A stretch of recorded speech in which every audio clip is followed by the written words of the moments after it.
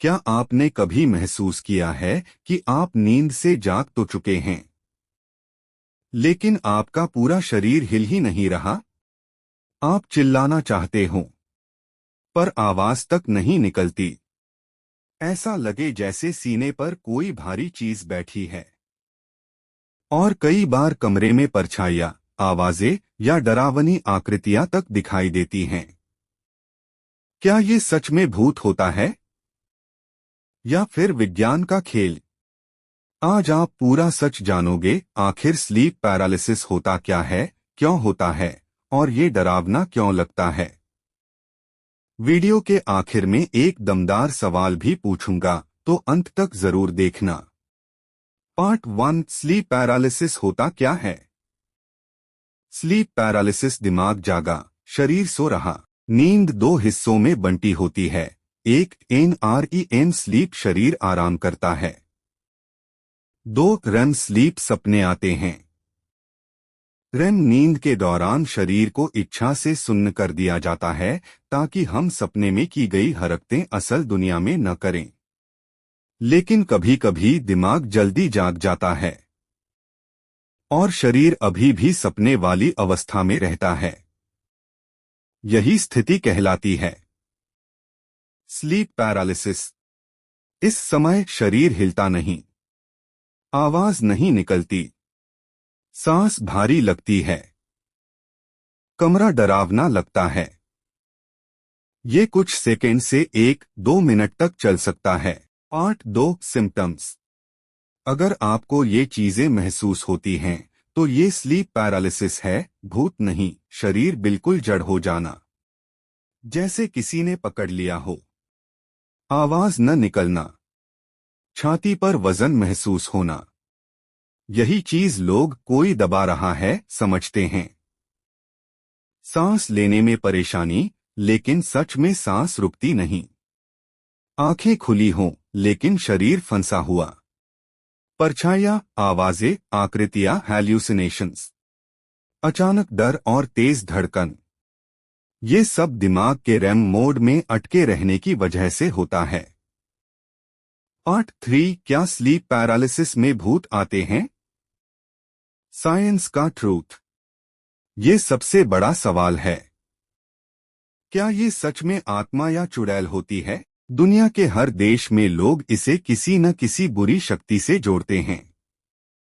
लेकिन विज्ञान ने लाखों केसेस की स्टडी की और एक ही सच सामने आया, स्लीप पैरालिसिस में दिखने वाली हर चीज आपके दिमाग की हैल्यूसिनेशन होती है।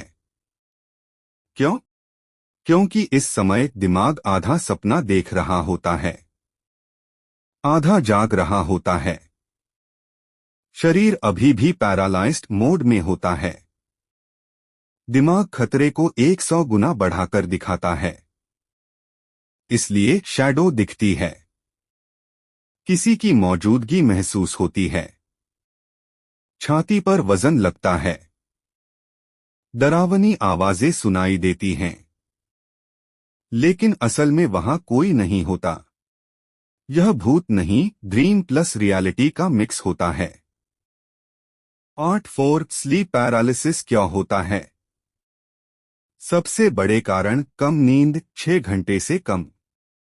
स्ट्रेस, एंजाइटी, डिप्रेशन, गलत सोने की पोजीशन, पीठ के बल सोना, नींद का अनियमित रूटीन, रात में अधिक मोबाइल और स्क्रीन, थकान, जंक फूड, हैवी डिनर।